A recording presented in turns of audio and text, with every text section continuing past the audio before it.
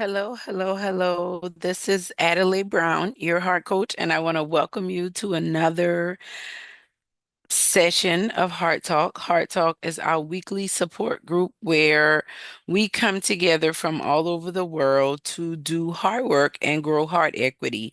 Heart equity, we define that as personal, relational, and financial wealth that is cultivated through authentic living. And I truly believe that hard work is growing heart equity is foundational to us living fulfilling lives. I believe that if you're going to enjoy your life, enjoy your family, enjoy the world you live in, live a purposeful life, you have to do hard work. You have to constantly maintain yourself, maintain your emotions, eliminate stress out of your life, constantly take care of that which is you. And Heart Talk, we've been around since September 1st of 2014 doing Heart Talk. And it's really been a space for us to reflect, for us to grow and even more so grow stronger in our faith. I know for me personally, a friend of mine said this and I thought it was a very um good description of what Heart Talk is. And she said, you decided to start healing and you brought us on the journey along with you. That's how I feel about doing heart work. That's how I feel about doing Heart Talk. And I just wanted to open up and just share a little bit about that because we are living in really tough times in our world.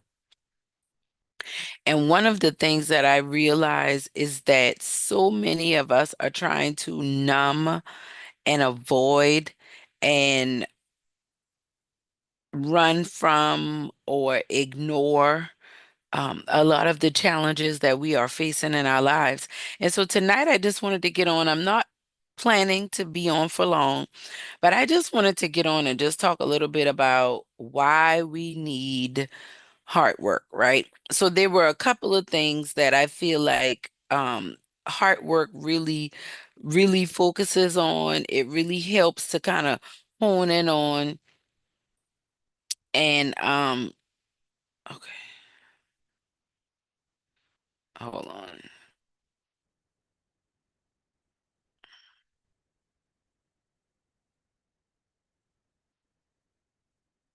So a lot of people don't realize that a lot of the challenges that they're facing in their lives, a lot of the um a lot of the pain that they're experiencing, a lot of the places where they feel like they've been wronged or mistreated, a lot of that goes back to not properly healing themselves, right? And so when I talk about doing hard work, I use the word hard as an acronym. Healing and honesty, enlightenment, education, authenticity, revitalization, transformation, authenticity, advocacy, revitalization, transformation, right? And so I interchangeably use words in there, but HEART is an acronym for the type of work that we do. And when I first started doing this work, and I asked God, like, what am I doing? What am I calling myself? Somebody told me I was a life coach, but they were like, you're a life coach, but like you're different. So it's like you need to figure out what you are. And I prayed, I said, well, Lord, what am I? What am I? Or you're the heart coach. And then I started really trying to understand what that meant. And I remember my mom said something to me about the whole idea of everything in my life that I had done and had accomplished was done through a process. She was like, you've come a long way. There are a lot of things you had to overcome. And I want you to just take some time and look over it. And at the same time, I was working with a coach that told me the same thing. And what I realize is I've experienced a lot of amazing things. I've had a lot of the dreams that I had in the past come true, and I know I haven't even scratched the surface. But what I do know is when I started being honest about how I felt, when I started telling the truth more, when I started being vulnerable, in certain spaces, when I started learning how to properly deal with my emotions, learning how to properly express myself in a way that felt authentic and true and real to me, where I didn't feel like I was letting myself down or people pleasing, being able to overcome people pleasing and codependency and toxic relationships. Like when I think about doing hard work, I think about being on the verge of, I think about being a young mother and being on the verge of full-blown addiction, like being on the verge of going to a low sunken place and who knows if I was ever going to come back. Um, I think about being 18, 17 and finding out I was pregnant and already living out on my own and just how hard life was. And I was looking at a picture this morning of my 18-year-old self. It was actually on my 18th birthday. And I was just thinking about how important it has been for me to do the work, for me to be honest about how much it hurt that I wasn't close with my mom at the time and I wasn't close with my dad. I would often say that I hated them because those are the words that I used to use. That's how I used to act. That's how I used to interact with them a lot of times. And a lot of that came from hurt. It came from unresolved trauma. So I want you to think about reason. I want to give you a couple reasons why you want to. Here are some reasons why. Um, we all need to heal our hearts and understand our feelings. And this is also and how and why we need to keep our minds healthy, right? And so the first thing I want you to understand is that carrying hurt makes life harder, right? And when I realized that I had a pivotal moment take place when I was pregnant with my youngest child. I got into a heated argument with my mother. I got into this argument with her in front of my children, but it was commonplace. It was normal. This is something that my mom and I did. So it was almost like a routine that all of us were used to, but it was nothing routine or normal about it. And I remember how heavy and like my stomach felt tight. I felt heavy. I felt stressed. I did not like how I felt after getting into this banter back and forth with my mother. It was a mess, right? And I remember how I felt looking at my children because at that point my oldest was 11. Was she 11? Yes, she was 11. So I'm already talking to her. She's in fifth grade, so she's old enough to understand being respectful and being rude and not talking back and all the things. And here I am going back and forth with my mother, and I just was sick of it. And I just remember saying that I remember thinking and coming to a resolve within my spirit because I felt so uncomfortable. I was pregnant, and I just was like, look, I am not going to be going back and forth with my mother like this. And I told her, I said, look, I don't want the type of relationship that I have with you to pass down to me and my girls. I said, so I understand that right now I don't know how to deal with you. So if we're going to have any type of relationship, I'm going to have to cut back on the communication that I'm having with you the way that we do. We're not going to talk every day. We're not going to be going back and forth like that. We're not going to be not doing none of that. Right. I said we could talk on your birthday, Mother's Day, Christmas, Thanksgiving, maybe the kid's birthday. We can kind of keep it at that. And my mother thought I was crazy, but in that moment, I knew that something had to shift in order for my life to get better. And so I'm talking to you right now. I feel like you've been carrying the weight, the burden of everybody else. You're that person people come to, people want to hear from, people want to know what you have to think. They look to you for support, or they're looking to you for ideas or answers or validation or encouragement, whatever it may be. Solutions. I just want to encourage you to understand when you've reached, like, to really take the time to understand what your capacity is and understand when you've reached that. I want you to know that I don't care how you grew up and who you grew up with, you deserve to be able to think to yourself, have time to yourself, make decisions for yourself outside of being concerned about the greater good about everybody else. Primarily, foremost. And I know for a lot of people, this might sound like I'm being rude.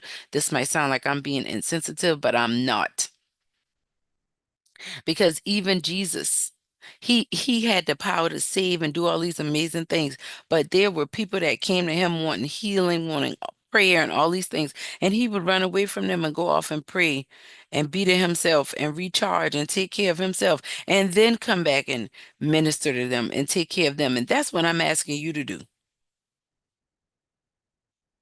And some of us have to get that done in different ways.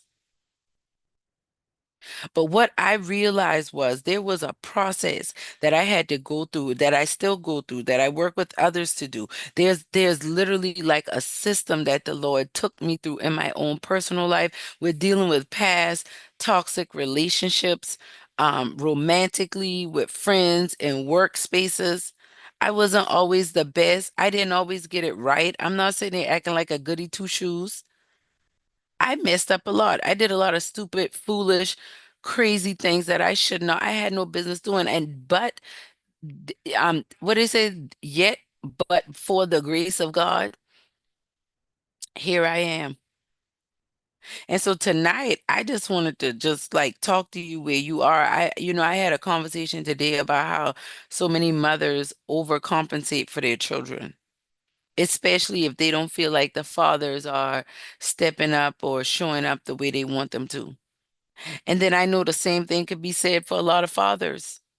I know that could be applied in a lot of different spaces. Many times we show up, I hear a lot about the term narcissism, and then you have to also think about that codependent enabler that allows somebody to bully them and mistreat them and do them wrong. And they stay there because that's a part of their trauma, and that's a part of the breakdown and what they think and believe about themselves, just as much as the person that is arrogant and rude and boastful.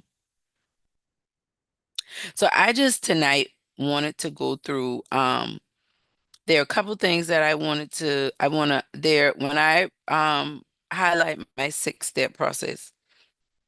There is a there's a scripture that I base my book on.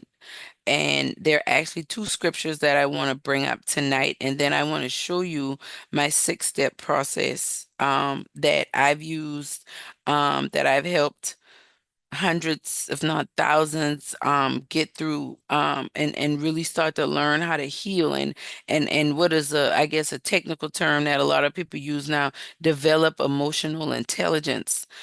So we're developing emotional intelligence. Um, mm, we're developing emotional intelligence, and um, we're learning how to better manage our lives. We're learning how to better connect with others, have deeper, more fulfilling, longer lasting relationships. We're being able to show up and make more money and grow more in our purpose and in our profit because we're more emotionally regulated. When you can regulate your life, you can experience your life better. So Ezekiel 36, starting at verse 25, he says, I will sprinkle clean water on you, and you will be clean. I will cleanse you from all your impurities and from all your idols. I will give you a new heart. This is the focus of my whole life, my book. I feel like this is what the Lord is doing in us, wants to continue to do in us until the day that Jesus comes or until we go home, because out of the heart flows the issues of life. The heart is how the Lord judges us. The mind, will, and emotions is what's considered your heart. And some people say soul, but it's your mind, will, and emotions. And he says, I will give you a new heart and put a new spirit in you. I will remove from you your heart of stone and give you a heart of flesh. And I will put my spirit in you and move you to follow my decrees and be careful to keep my laws. That's Ezekiel 36, verse 25 through 27 with a focus on verse 36. Now, I'm going to go to another scripture and that's in the Old Testament. So now I'm still in the Old Testament, but we're going to go to Proverbs because this particular scripture um, is it says, now this is the amplified version of the Bible, is Proverbs 4:23. It says, watch over your heart with all diligence, for from it flow the springs of life. So if your heart is not in a good space, I'm curious as to what do you think the quality of the spring or the water or the flow is that will come from your heart. I want you to be very intentional about working on yourself. If you've been wanting better for your children, if you've been wanting better for your family, if you've been wanting to get your health together, all of that matters when you talk about doing the healing work. There are studies after study after study that shows how when you don't regulate yourself emotionally, how it can affect your health, cause sickness, cause disease, high blood pressure, cancer, diabetes, skin issues, hair loss, panic attacks, mental health disorders. Like so many things happen when we don't watch over our hearts, right?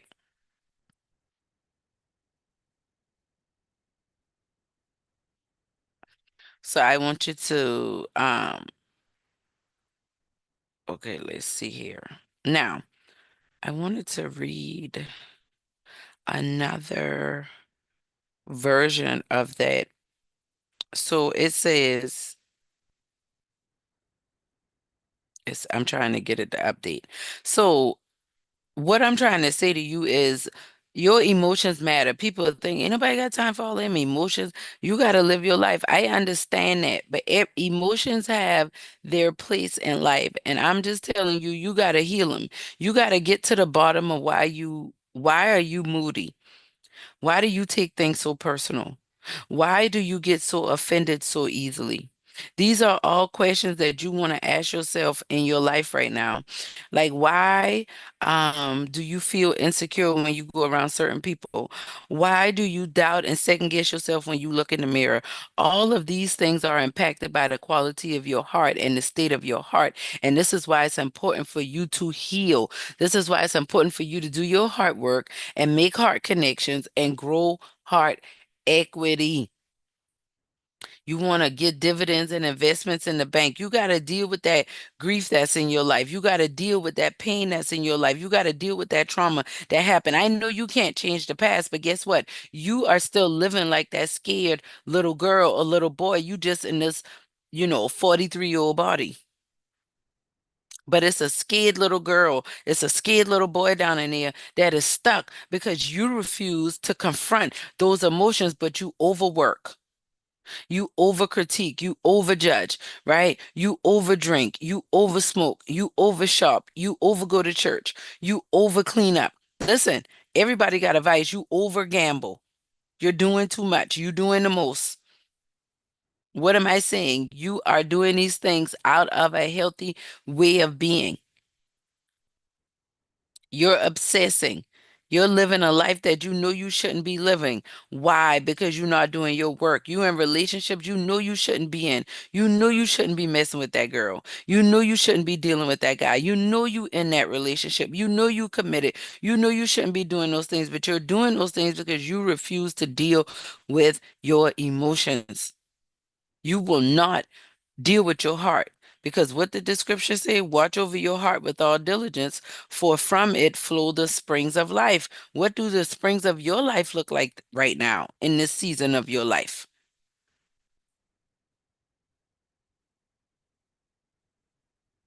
So, what I want to do now is I want to share my screen because I want to take y'all briefly.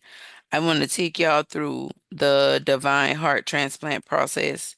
I want to show you, if you have not already gotten a book, I want to encourage you to get the book um, so that you can,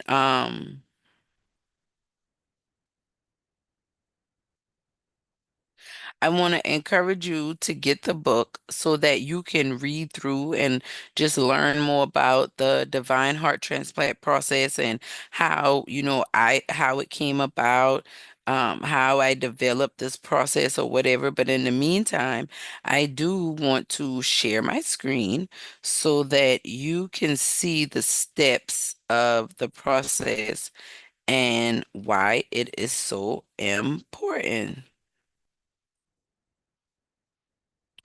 Now, let me do this. Here we go.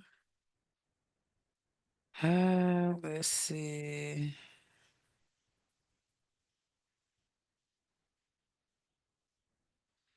This is so sick. Let me tell y'all something. This is so stupid. I thought that I had already done this. I apologize. I'm coming. So as I'm pulling this up, um, what I'm gonna do, okay, here we go.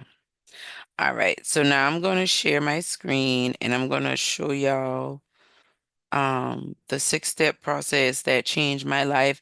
It actually took my mother and I from having an absolutely horrible, toxic, our relationship was a mess. I mean, we really went through a lot. And then when the Lord started dealing with me and started dealing with her, we really experienced some beautiful things. So here we go. This is your divine heart transplant 6-step process. So here you go, master your life, 6 steps to authentic transformation. So let's see here. Okay.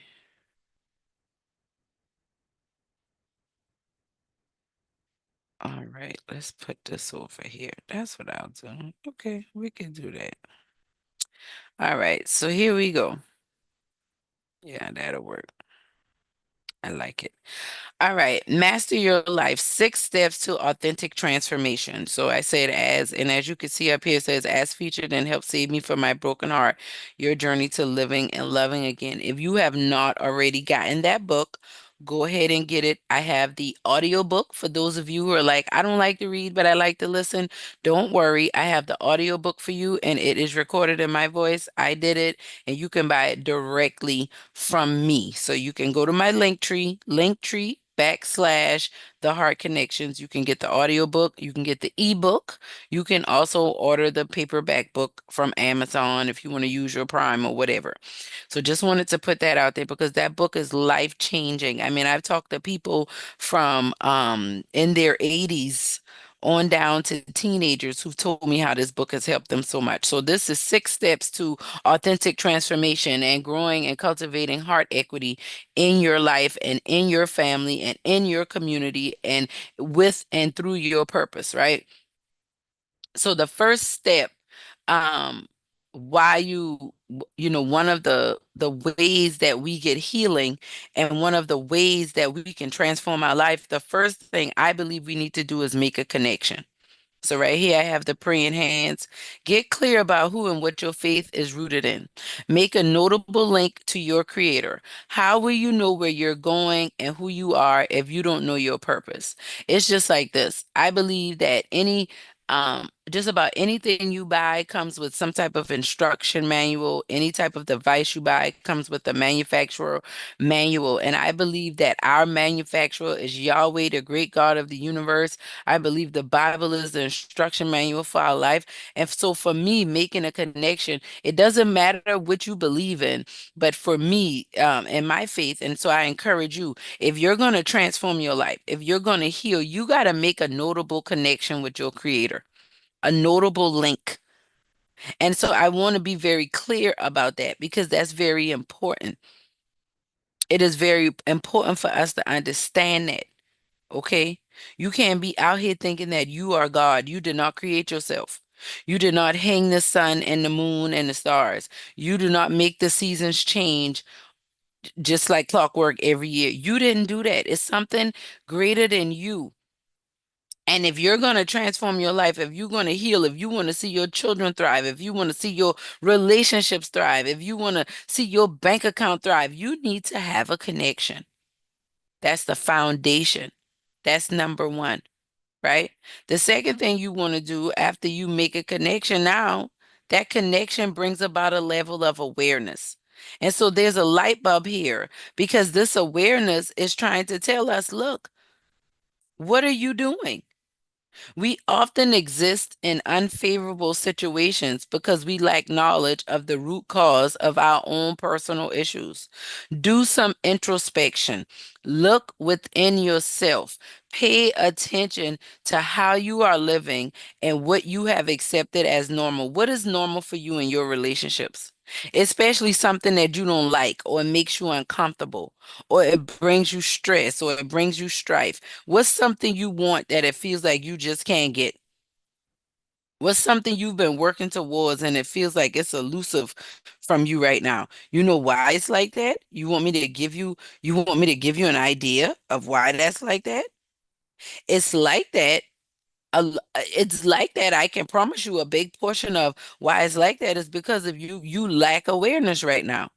You don't understand how the behavior that you're participating in, whether you're implicit, whether it's covert, overt, whether you're implicitly doing it or complicitly doing it, whether you know you're doing it or not, you need to develop a level of awareness so that you can start to address and realize it's just like cutting a light bulb on and being able to see what's in a room. It's like you need to take an inventory of your life. You need to take an inventory of the patterns that are taking place. And once you develop that awareness, you go out of the darkness, you start to come into the light. You start to be able to see yourself a little bit more clear. And then that awareness leads you into what we call acceptance. And this acceptance is really big because this is when we start to be accountable. Acceptance is where we start to acknowledge things. We start to own up to the part that we played, to the space where we've dropped the ball.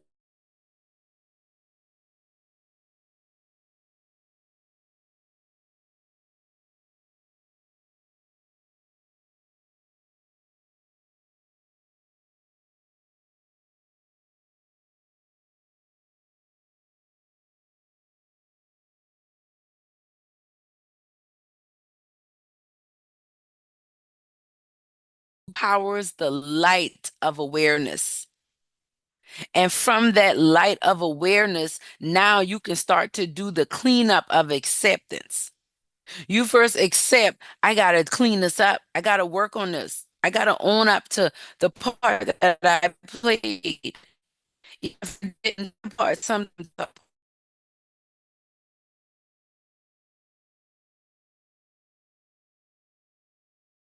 understand that, but that still doesn't stop me from being angry, frustrated, and having to work.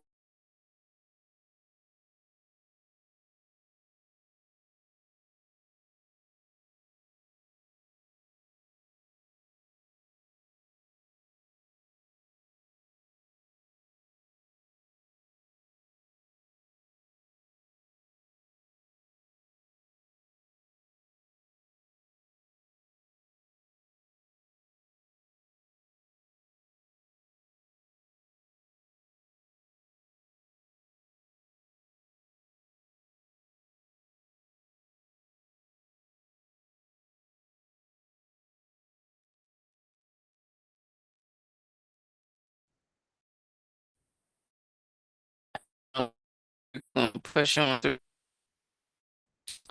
Let's get back to this. I'm going to finish this up real quick. We're going to keep talking about this topic. All right. So once we've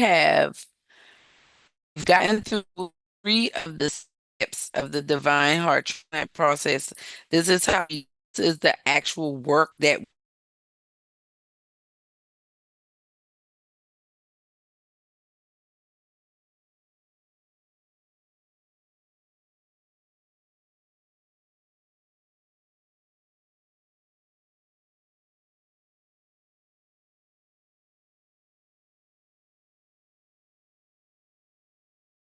like what is you frustrated or angry? What is your blood pressure telling you about how you feel about your life? What is your health telling you about you? Right? Awareness. Then we go into acceptance. Step 3. This is where we start telling ourselves the truth. We start to be accountable. We start to acknowledge, right? We start to confront those scary things. And we do it with grace. And this is a pivotal step. Step number 4, forgiveness. This is why we need to heal, because this is how you free yourself. Healing brings about a level of freedom, and forgiveness is the ultimate. Forgiveness determines whether you go into heaven or hell. In order to heal, you must first release the pain of what was. Forgiveness allows the forgiver to grow and thrive in areas that once caused pain and may still cause pain. Forgive yourself, forgive others. Forgiveness does not mean that it's never gonna not hurt, or you might not have to keep working through it and you're just gonna reconcile and just overcome. No, but is like a key that unlocks you from being tied up to that thing, whether you did it to somebody or somebody did it to you, whether you happen to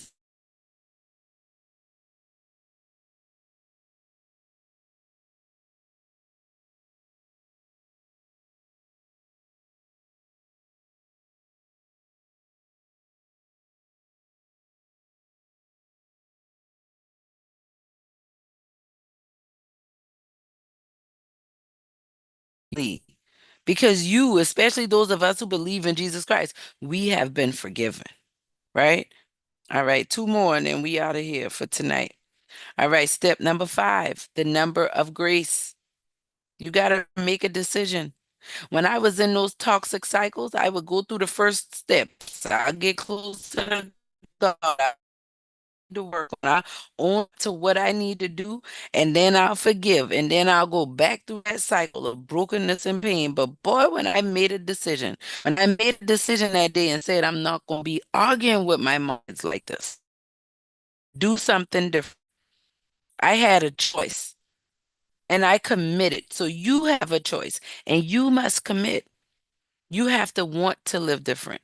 Healing and transformation is achieved when you decide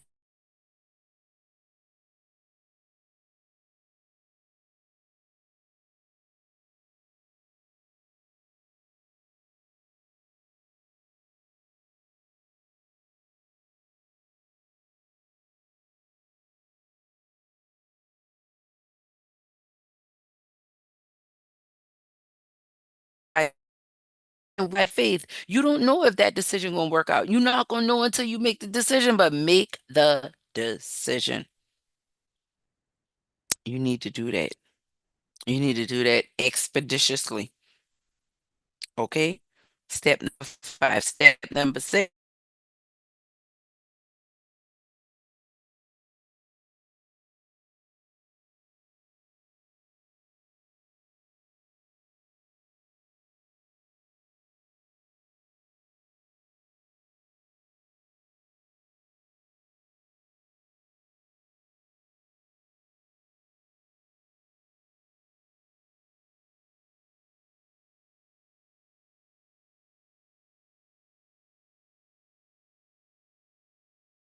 No, you're making decisions that are healthy, that are whole, that speak to where you're going and not where you came from. Right? So now we go into where your heart impacts your mind, where your emotions impact your mind. So the first 4 things are dealing with, let's get our heart together. Your mind, will, and emotions, but your mind is a part of your heart. So when you start making decisions, you use your mind and activate that powerful brain that you have. Let's make choices. Let's choose things that serve us, that help us, that move us forward. And step 6 and final, we got the tools back there. Let's take action. It's time to do hard work. Work the steps, connect to the source, and use that connection to explore who you were created to be. Consistently take action that supports you living on purpose. Consistently take action that supports you growing and cultivating heart equity, personal, relational, and financial wealth that is developed through authentic living. All of this is about authentic. of information. Why?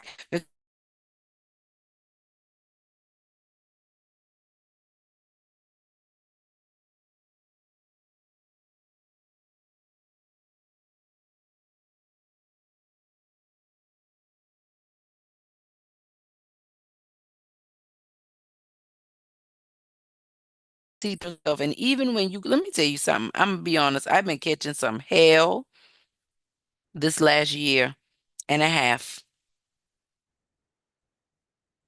since October of 2023. It's been a seriously like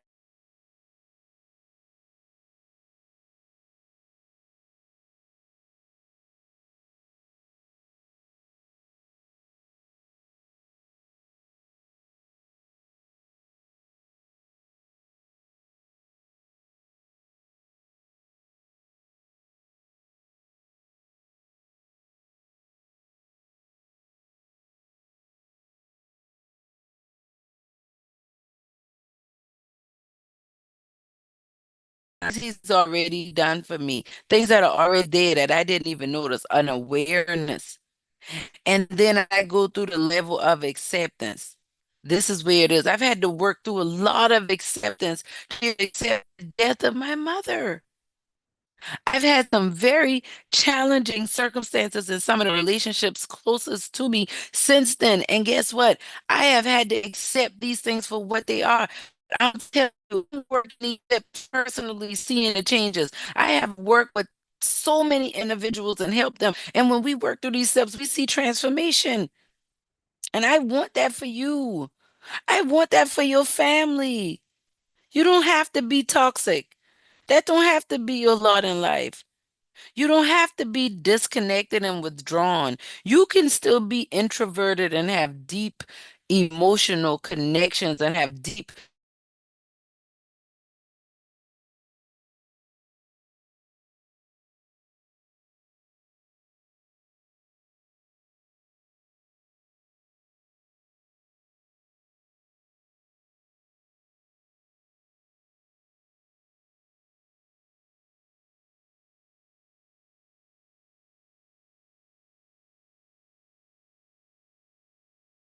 Instagram and Facebook.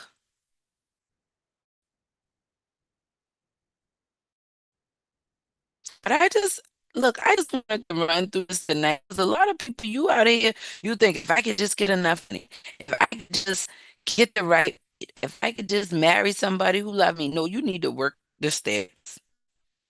You need to walk over your heart with all diligence, for from it flow the springs of life. You need to allow the Holy Spirit to show you and help you to experience your new heart, the new heart that the Lord gives to us when we submit to Him. You caught enough hell in the past. You've been through a lot of things you will never talk about. But guess what? I'm telling you, you think you can get past that and get through you're looking for. Trying to build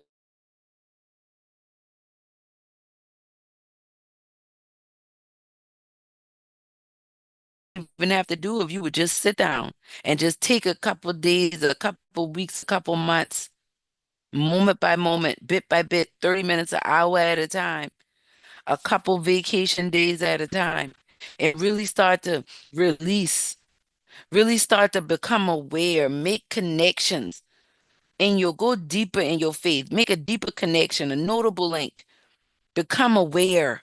Start to accept what you need to accept and tell yourself the truth. Start to free yourself through give. Start to make a commitment in your mind, a belief that works for you.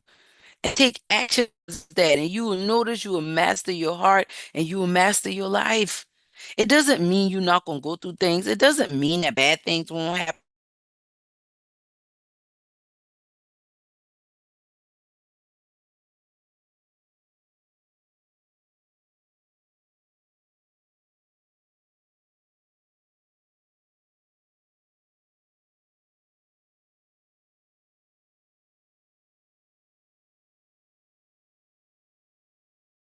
Us constantly at all times.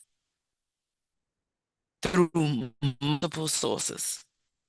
Abundance flows in and through us at all times. Even in our rough days, we get to experience the best of times. We just have to live it and move in it. So I promise you,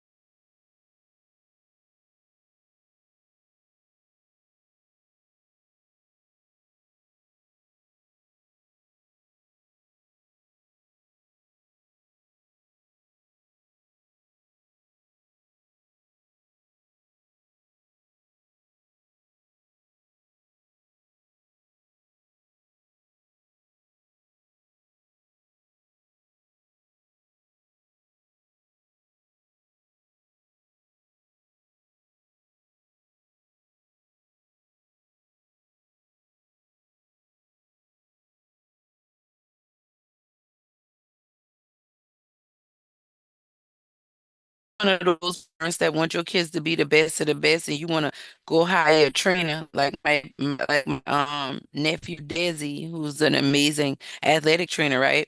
You want to get a trainer, your therapist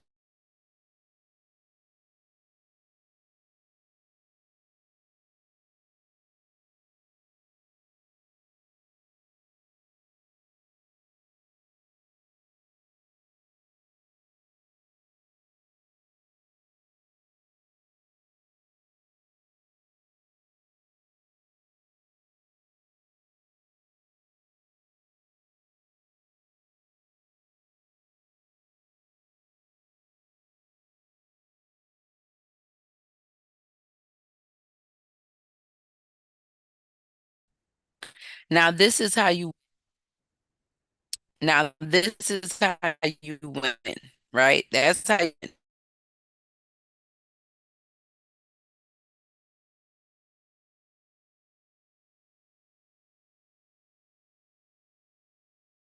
in different aspects of your life and different versions of how you go about playing the game of life.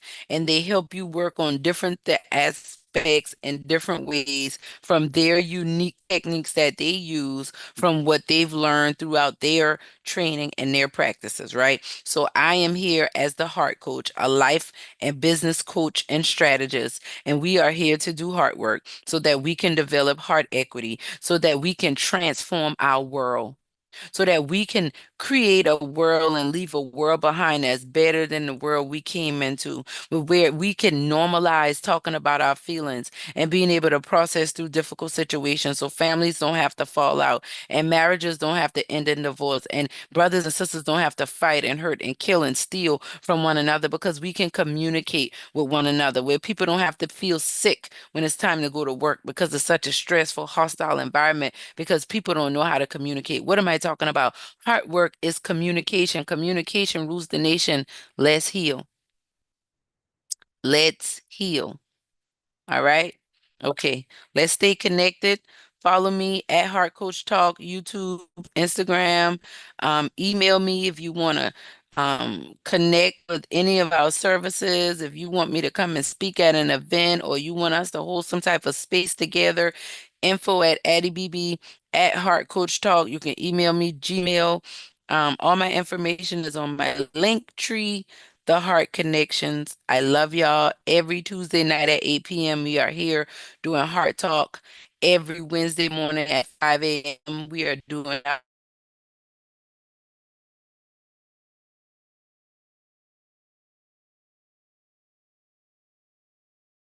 show and podcast comes out.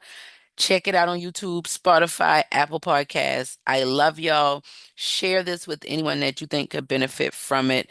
Let's grow heart equity. It's a movement. Join the Heart Equity Exchange.